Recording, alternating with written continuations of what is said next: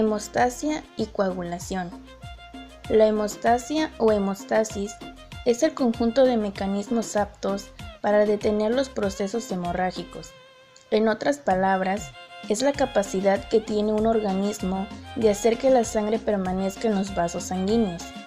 La hemostasia permite que la sangre circule libremente por los vasos y cuando una de estas estructuras se ve dañada, permite la formación de coágulos para detener la hemorragia, posteriormente reparar el daño y finalmente disolver el coágulo. En la hemostasia se distinguen 4 fases. Fase vascular o vasoconstricción refleja.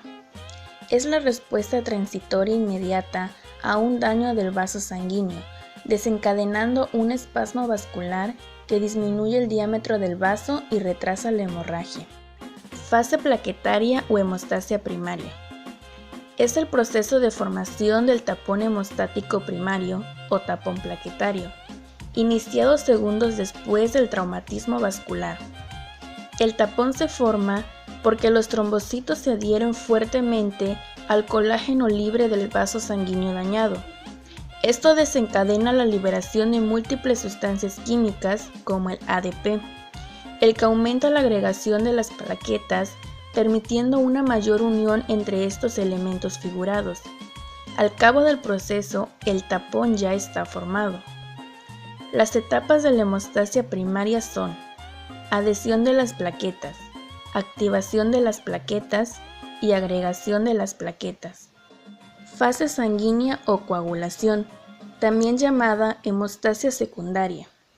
El proceso de coagulación es debido, en última instancia, a que el fibrinógeno experimenta un cambio químico que la convierte en insoluble y le da la capacidad de entrelazarse con otras moléculas iguales para formar enormes agregados macromoleculares en forma de una red tridimensional, entre los cuales se encuentran bloqueadas las plaquetas.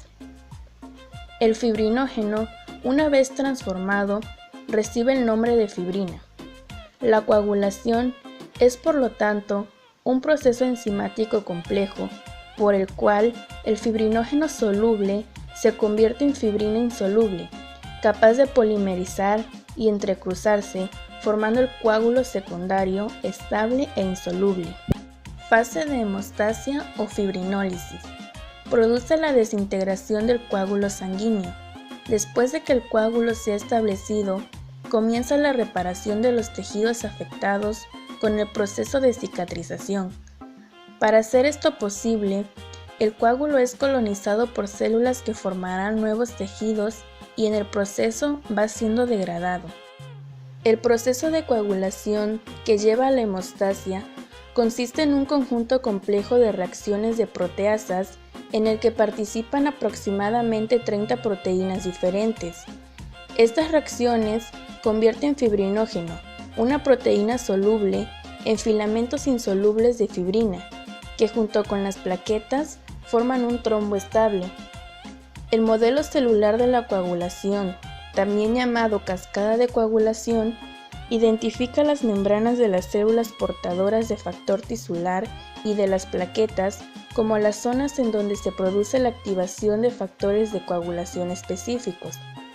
Este modelo describe un proceso en 3 fases: iniciación, amplificación y formación de fibrina.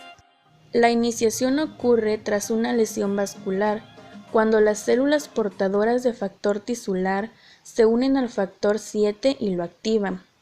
Esto lleva a la producción de una pequeña cantidad de trombina que a continuación activa las plaquetas y los cofactores durante la fase de amplificación.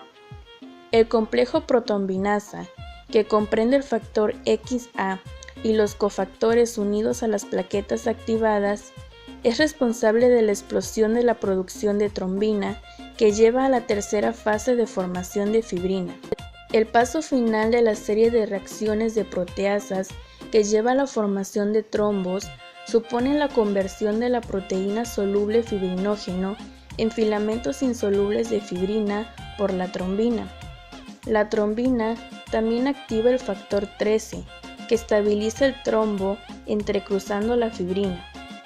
La malla de fibrina resultante Atrapa y mantiene los componentes celulares del trombo, plaquetas y o eritrocitos.